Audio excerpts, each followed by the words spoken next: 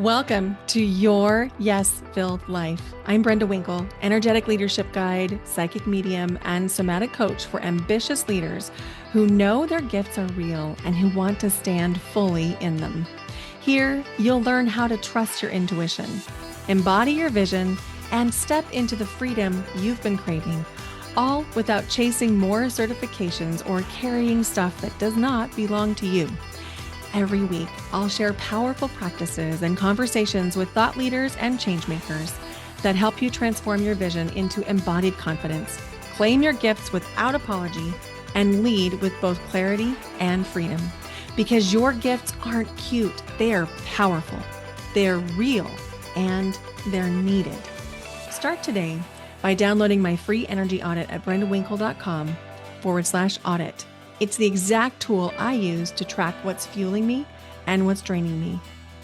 It will help you discern between that hit of achievement and true joy so that you can lead with more clarity and impact.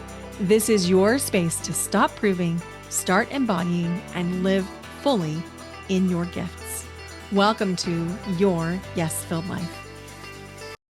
Hello, and welcome to Your Yes-Filled Life. I'm your host, Brenda Winkle. Today on the podcast, we're going to be talking about all the good things that are happening right now. So I'm recording this on Monday, February 16th. It is the eve of Lunar New Year.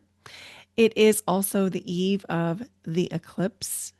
And we have a massive, never before seen astrological configuration on Friday, February 20th, 26, where Neptune goes conjunct to Saturn, I think, if I'm getting that correctly, in the sign of Aries, which we don't have in recorded history.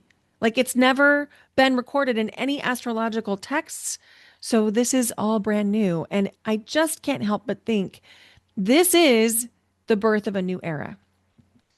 This is the ignition point, especially considering that also on February 17th, we began the year of the fire horse. So happy New Year. So as we begin our new year, this is the first podcast episode of the year of the fire horse.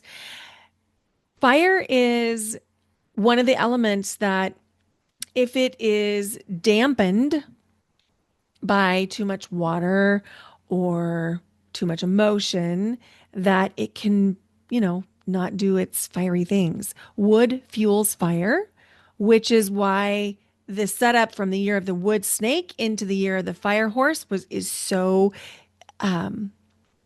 what's the word? Catalytic? Is that a word? It's a catalyst. No, I'm making up my own words, but you get the point. It is a catalyst. And so as we begin this year, there's a couple things I want to bring in before we even talk about what we're going to talk about, which is this is very, very fast moving energy, like a wildfire, like a herd of stampeding horses, and combine those two energies together, the fire with the stampede. And we're going to need to measure ourselves, learn to ride the energy, and be careful not to get burned out, because that could be a real thing for us in this next year. We're going to have to temper ourselves, learn to ride the energy, take breaks and rests when the energy allows, and you'll feel that. My guess is you're either very energetically attuned right now, if you're drawn to this podcast, or you're really energetically curious because things aren't the way that they have normally been. And it's true. And so again, for this podcast episode, I'm going rogue. I have like a little bit of an outline developed, but the energy right now is rogue. And that is what I want to bring to you today, is this permissioning to leave the plan if you need to. Leave the plan. And I want to talk to you about kids. So when you're a parent, one of the things that we teach parents to do is to recognize when your baby hits certain milestones, like they smiled for the first time, or they rolled over for the first time, or they stood up unassisted for the first time, or they took their first steps. They drank from a sippy cup, all of those firsts. I heard many years ago that it's not just the firsts that we should be paying attention to. It's more in what they're not doing that we find evidence of their growth. And I remember somebody telling me this when my daughter was like 18 months old or so. And I was really in that very, very active parenting phase where everything is hands on because they're completely dependent on you for everything, for the diaper changes and the food and the entertainment and the safety and the caregiving and the sleeping, and everything relies on you as the parent. And I remember thinking at the time, oh, this is interesting. I should be paying attention to what she's not doing anymore. I'm the mother of one. She's 24 now. And it changed my perspective a little bit because up until that point, was really checking things off the list. Actually, I wasn't checking things off the list because even though I was partnered at the time, I was doing 98% of the parenting solo, working against my partner. And so that was really difficult. And so I didn't have time to like sit down and write in a neat baby book. But someone that I loved, I think it was my Aunt Anne, gave me this calendar where there were stickers. So I could peel a sticker from the back of the calendar book, and then I could place the sticker on the date where the milestone happened. And I was so appreciative of that because it actually allowed me to record those really pivotal moments in my daughter's life. So that was such a gift. And so I remember thinking, okay, I'm paying attention to the milestones that are happening, but I should also look at what's not happening. And I was so grateful for that little thing, that little nugget, because there were some really special things that my daughter did that have disappeared. And as she's 24 and she's been out on her own for the last 4 years, and she's, really got her own life, I'm still paying attention. Ooh, I didn't expect a wave of emotion. Oh, um, I'm still paying attention to the things that she doesn't do anymore. Oh, I didn't expect that wave. Hang on, just riding the wave.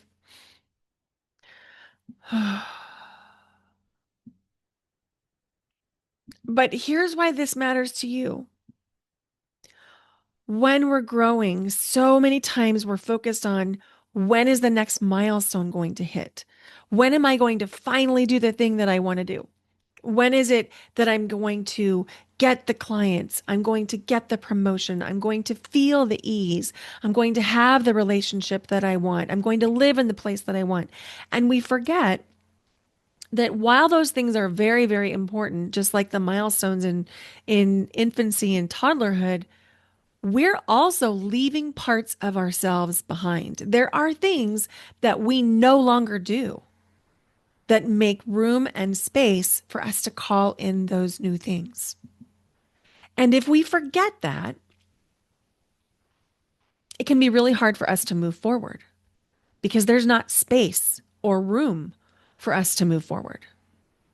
And so, as we're entering this brand new era, none of us have seen this before. None of us have lived through this. There's no ancient wisdom for us to rely upon for what's happening on Friday, February 20th.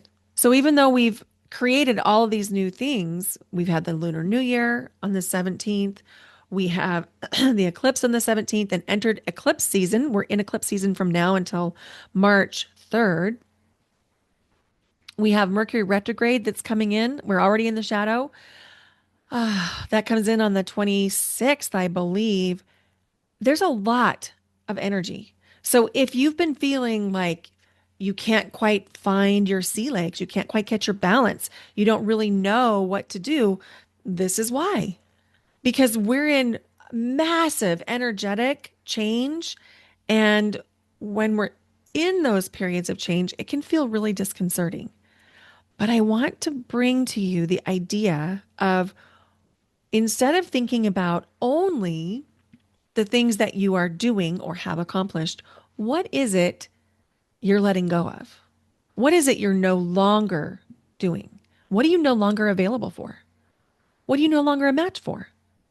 because those things, they're equally, if not more, important than the accomplishments.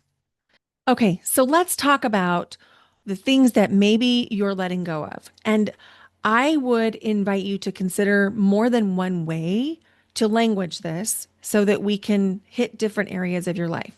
So, what are you letting go of is one way to language it. What are you letting go of? Is it control? Is it the need for certainty? Is it the need for a specific outcome or the specific how that something has to come into your life? So that's one way to think of it. Another way to think of it is what standards are you going to live by in this next phase of life? What are your standards? What are you no longer available for? And that's another way to ask the same question. What are you no longer available for? And when you answer these questions, what are you letting go of? What are your standards? What are you no longer available for? Then you can answer this question. What are you available for? Because if we don't get clear about what we're willing to let go of, what our standards are, and what we're no longer available for, it can be very confusing for us because we spend the time that we have, and it's precious, precious time, spending time, energy, bandwidth, money, hopes, and dreams on things that may not be aligned for us. They may not be in our best interest. They may not even be reciprocal. And so, as you're thinking about how you're going to approach this new phase, what are you letting go of? What are you available for? What are your standards? And I'm just going to tell you one of the things you're going to have to let go of is the need for certainty. I know that we have such a need for certainty. I feel it too. But certainty is just not a thing. I mean, there are certain things that we try to create certainty around, like the routines that we have, the traditions that we have. That is our human attempt at certainty. And so there's so much love for that when we create these routines. It makes us feel a little bit more stable. And a routine could be something that you do every single day or every single week. So maybe, like for me, for example, every single day, I have a specific routine where upon waking, as soon as my eyes open, I do a meditation. So my eyes close again. But before I even step out of bed, before I even hit the floor, I'm in a meditation setting an intention for my day. That is a really stabilizing routine for me. And then after that, I get up, I go get showered, we go downstairs, I get Bentley his breakfast, I make the coffee, and then while the coffee's brewing, Bentley and I go for our walk. So every day when I come home, and I did this the whole time I was traveling full time, I do it every day now. I did it every day before. This is how we do it. And that feels very, very stabilizing. It's a way to create certainty when so much of life is not certain. Because the truth is, high capacity leaders like you love certainty, right? And not only do you love certainty, but you love perfection. And even if you don't identify as being a perfectionist, my guess is that there's a little wisp of perfectionism that keeps you from fully embracing the you that you want to be. That wisp of perfectionism keeps you from trying things because you know that when you try something brand new, you're not going to be good at it. And there's a part of you that feels like you have to be good at everything. Ask me how I know. I mean, this is literally something I've had to work through. And my daughter had to work through too. In fact, I remember vividly when she was a baby, she was learning to walk. And she has always been and continues to be brilliant and very stubborn. And she'd be the first to tell you that. So when she was a baby, we were living in Kansas City at the time.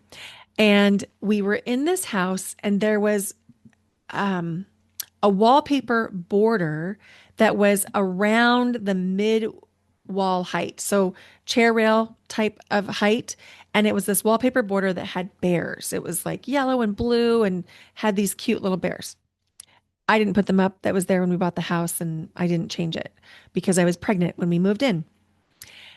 And so as she was growing, she would stay up at night and she'd pick at that wallpaper. Eventually, we had to take it down because there was like little tears and there was no wallpaper left around her crib. But anyway, we could hear her doing something at night and she was very active in the crib. And more than once, I would go in there and if she saw me, she'd sit right back down. But if she didn't see me, I could see her using the rails of the crib to stand up and practice walking. In the meantime, in the day, she would not walk. She did this like army crawl kind of scoot thing. And we went in for a well check. I believe it was the 18-month well check. And I could have that wrong, but I believe it was 18 months. And the pediatrician said, we really need to see some signs of walking. And if we don't see walking, we're going to need to do some evaluation for something neurological to see if there's something more going on here. And of course, that just struck fear in my heart. I was like, oh my gosh, what is that? What's going to happen with that? And I've always been someone who talked to my daughter just like I talked to my dog, just like I talked to you. I explained things. And so I said to my daughter, who was 18 months at the time, if you already know how to walk, I'm going to need you to try to walk because the doctor is concerned that there might be something wrong because you're not walking. But I think you can walk. So that night, her dad and I were sitting at opposite ends of the hall and our feet were touching. So, I mean, we weren't all the way through the hall, but our feet were touching and we were trying to walk back and forth with her to give her practice because both of us were very concerned that she needed to take these steps and she needed to learn to walk because the pediatrician was concerned, so on and so forth. So we were passing her back and forth, stabilizing her under her arms as she walked back and forth between us in this hall. And she did that about 3 times, like down to me once, back up to her dad once, down to me once. And then the next time, and the next time she walked from me towards her dad, he extended his hand. She pushed it down and turned, stepped over his leg and walked into her room by herself. And this whole time, she had not been showing that she was fully capable and learning to walk on her own. But her perfectionism, her need to show us that she had it down perfectly before she showed us, prevented her from doing that in the day. And when she did that, I saw myself in that because I have it in me to also withhold things that I don't feel I've practiced in. And so that's been an area that I've worked in since my daughter was 18 months old. She's 24. So I've had a lot of years of practice of this, which is to say that I have worked through a lot of this perfectionism that was keeping me stuck. And just this week, I was reminded of how impactful it is when you can give yourself permission to let go of the need to get it right and let go of the need to do it perfect and just do the thing. Because the truth is, there's only one way to get better at the thing, and that is to do it. So I've talked about on the podcast before how much I love ballroom dancing, specifically salsa and bachata are my two very favorites. I also love, love, love the cha-cha. I danced competitively for the cha-cha a few different times. And I have stopped taking private lessons for now, but I have found a social dance club that I love, and it's only like 10 minutes from my house. And so this Friday, I went to a Valentine's Day event. It was the red, yellow, green event. Red is a color that you could wear if you were taken. And green is a color that you could wear if it was a maybe, or in my interpretation, it's complicated. And then green is what you could wear if you were single. It wasn't required that you wear these things, but it was offered. And I have so much green. I'm wearing green right now. I love this shade of green. And I have a dress that I love. And I had that in the back of my mind as what I was going to wear. I am telling you, it took a lot of guts to put on a green dress and go dancing.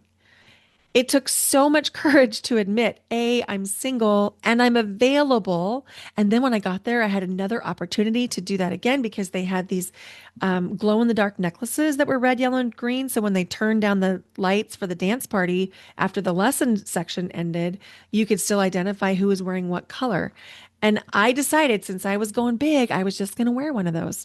And so there's a picture on my social platforms on Instagram, Facebook, and TikTok of me in that green dress with the glow in the dark necklace around. And that's where that came from. And as I was reflecting that night, I was so proud of myself because when I decided to sign up for dance lessons, none of my local close friends like to dance. I have one friend from Boise who loves to dance, and I think she probably would have gone to lessons with me if she was around. Shout out to Maria. But she wasn't here in Portland. And so when I started dance lessons, I had to go by myself. And let me tell you, even though I had danced as a kid and I had danced recreationally for many years in Boise through different organizations, this was different. I was not automatically good. I was awkward. I didn't know what I was doing. I was a little bit insecure and I just had to do it anyway. And over time, I've gotten better and better and better. And I love it. And I'm confident enough now that I can ask other people to dance that are very good dancers. And they also ask me to dance. And it makes the event so much more fun. But if I would have held on to certainty and the need to get it right perfectly, I wouldn't have been able to allow myself to dance. And this is what I see so many of you doing. You won't allow yourself to get out there and dance. You won't allow yourself to get out there and do it messy and not be good. You think that you have to do it perfectly before you show up. You're not going to get to do it perfectly, probably ever. And you're not going to be good the first time you do it. You're not. You're not. You're not going to be good the second time you do it or the 100th time you do it, but maybe by the 200th time you do it, you're going to start to see an improvement. But you cannot get to that improvement cycle until you start iterating, until you start doing it. So if you're waiting for the certainty of being really good at doing the thing, you'll be waiting for the rest of your life. You will be wishing to be on the dance floor of your life, waiting to have the steps down. But if you don't practice the steps aren't going to be good. The only way through is through. And so, yeah, I often say things like be gentle with yourself. But what I'm seeing right now is the difference between people who use be gentle with themselves. When I say be gentle with yourself, it's self talk, as in, oh, I'm just going to offer you some compassion right now. I can tell that you're a little nervous, a little scared. I see you. You're doing really well. You're trying hard. Versus be gentle with yourself being interpreted as, oh, this is hard, so I'm not going to make myself do it today. That is not being gentle with yourself. That's actually self-sabotage.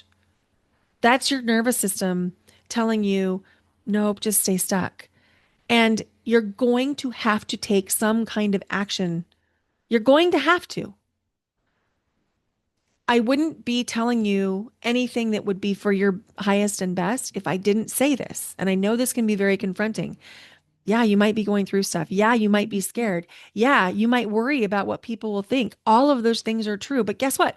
They're true for me too. They're true on the dance floor. They're true when I'm recording this for you. They're true when I post on social media.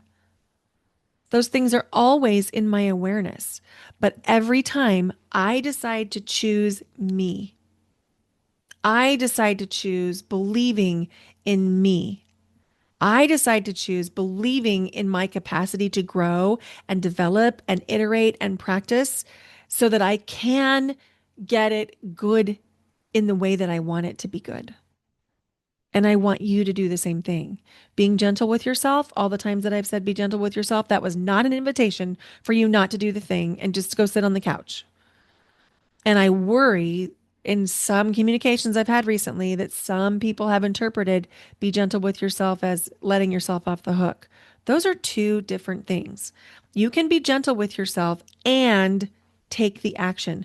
Maybe the action is tending to your nervous system. Maybe the action is getting therapy. Maybe the action is signing up for coaching so that you know exactly what to do and you have support to do it. Maybe the action is signing up to come to the intuitive leader retreat, to have some concentrated time mirroring back the version of you that you know that you're becoming.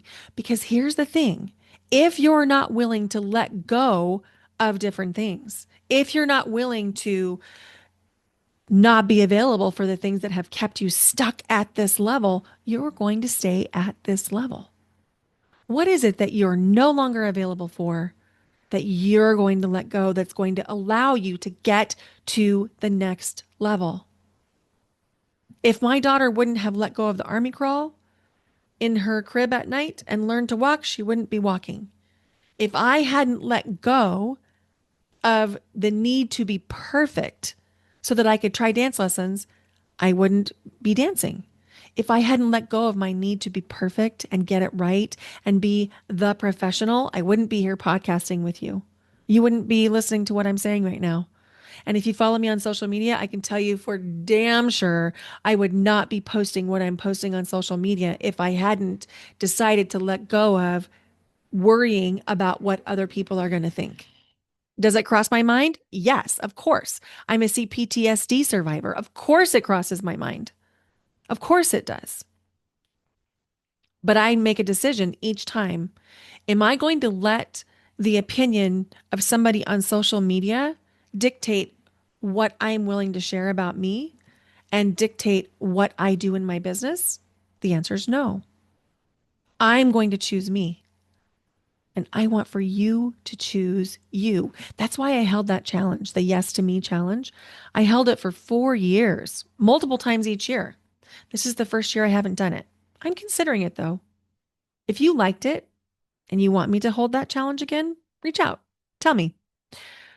Because it's been in my mind that maybe I should do something like that. So I would love to hear from you if that's you. Okay. I have completely gotten off my bullet tracks or my bullet points. Let's see. Okay. So, one of the things that I talked about on the last podcast episode was your operating system versus your programming. So the operating system is like your nervous system default. That's just the day-to-day stuff. It's your subconscious. It's things that you have just kind of running in the background.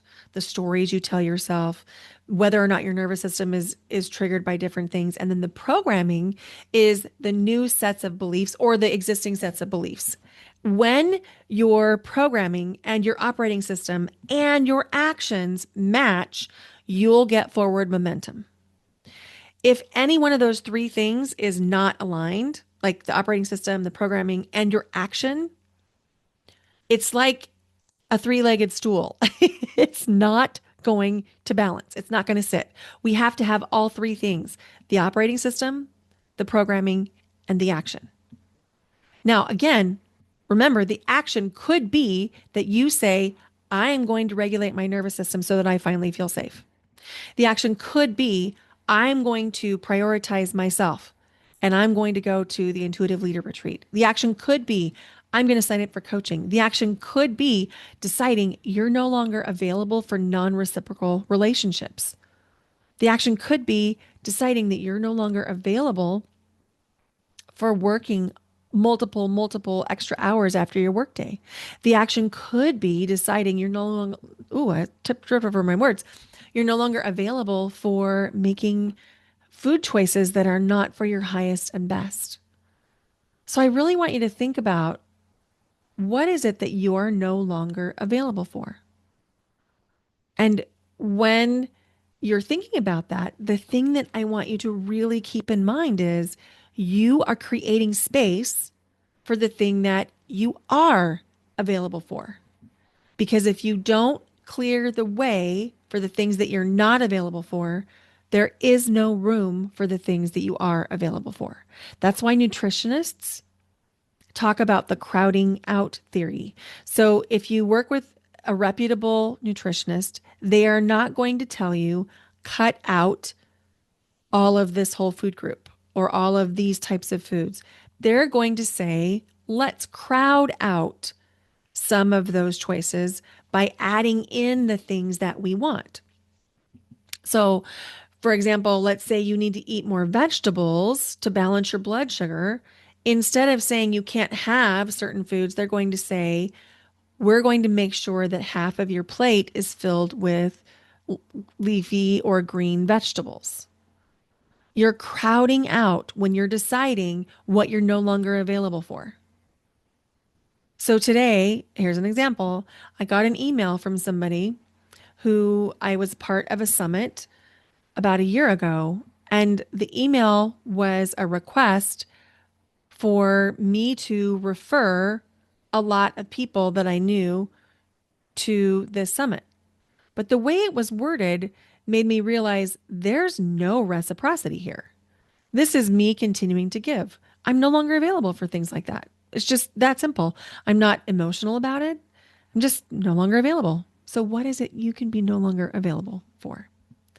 And if you get the hives thinking about this, then what it's suggesting is that there's some identity work or some nervous system work that might be necessary. Because here's the thing, your identity has to support the actions that you are taking and or not taking. If I were to think about myself as I am someone who fills in the blank, I'm going to get a specific set of behaviors.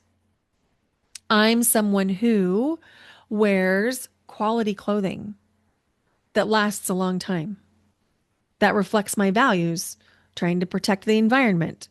It reflects my value in buying quality merchandise. I'm someone who feeds my dog really nutritious whole foods. It's speaking to my identity. So, in both of those cases, my identity, let's say with the clothing, is not going to allow me to buy clothing from one of the, let's say, Shein, because I value the environment and I value high quality clothing. My identity won't support me buying $2 dresses off of Shein. It's an identity thing. I'm not available for the fast fashion because I know my identity, right? The same thing is true with my dog. I value him, I value his health and safety, and I pride myself on being someone who cares well for my dog. So we're not going to eat the bargain dog food because it doesn't match my identity. But there are other areas in my life where I'm working on my identity. Like I talked about the wheel of life. So the wheel of life categories: spirituality, money and finance. That's one of the ones I forgot last time. Career and growth, health and fitness, fun and recreation, family and friends, personal development, partners, and love.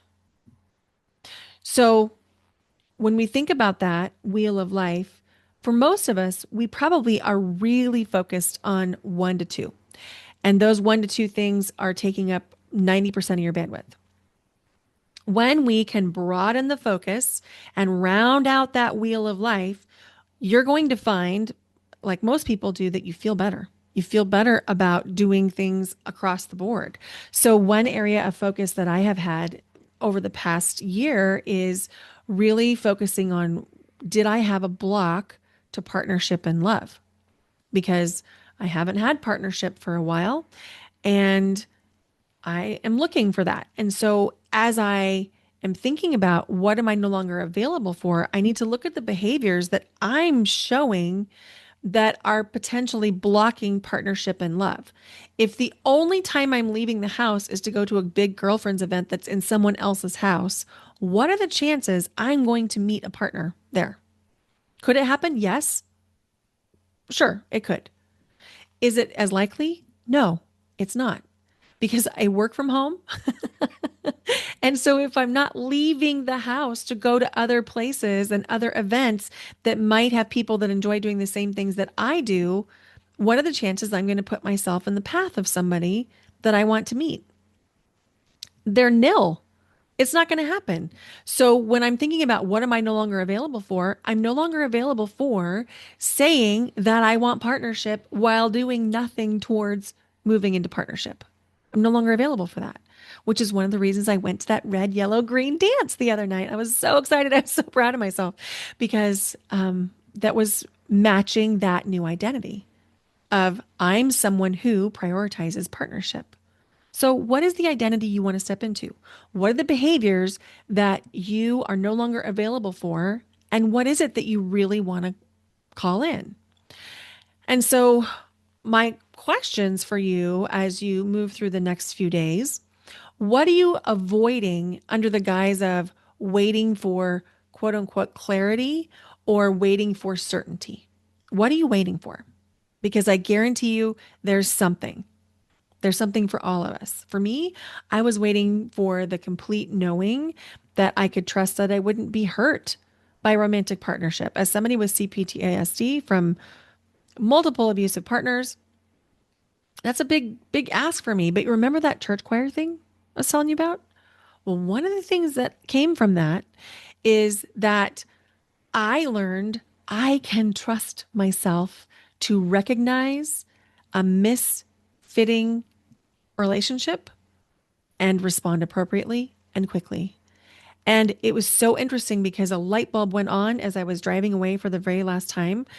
And the light bulb was like this opening in my heart. And I felt like, whoa, I just proved to myself I can trust myself not only to recognize when something is misaligned, but to take action. And I think that's part of the reason I was able to wear the green dress. Now, did I meet my partner? I don't know. Did I have a good time? Yes, I did. I had a wonderful time. I danced with many, many, many, many, many people. It was wonderful. I had an amazing time. I'm going again.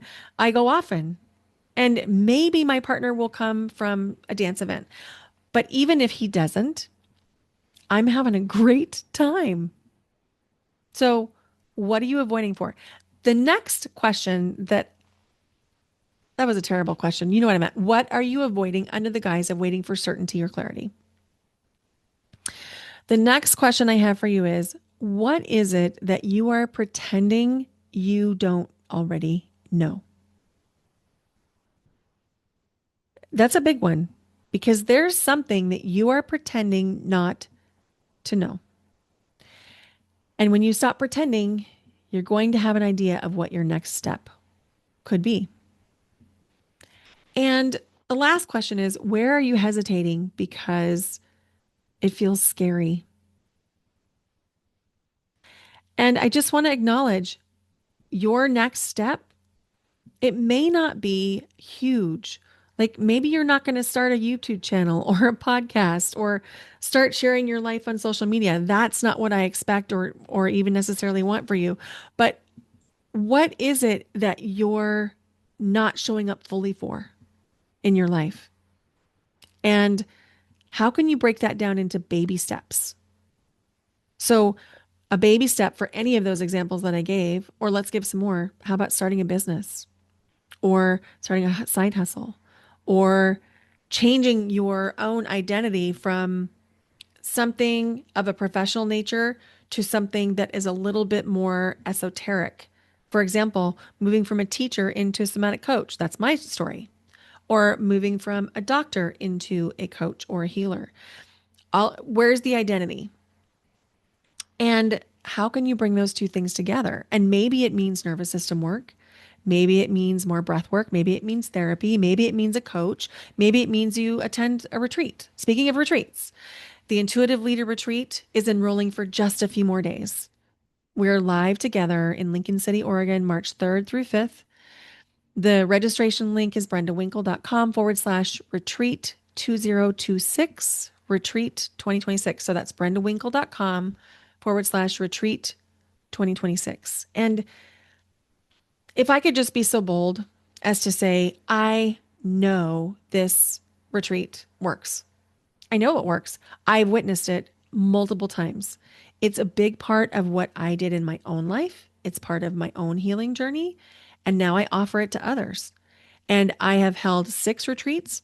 I know this literally changes lives. I've watched it over and over and over again, 6 different times. So come join us. It's game changing. And it's not game changing in the sense you're not going to go from, like, let's say, not even having a business to having a business. It's not that. But what is possible is your self concept can change.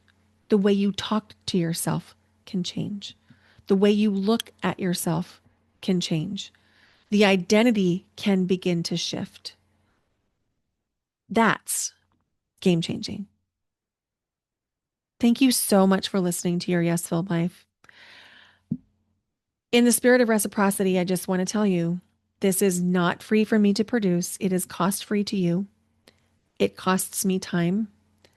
It costs me hosting fees. It costs me bandwidth. It costs me emotional energy.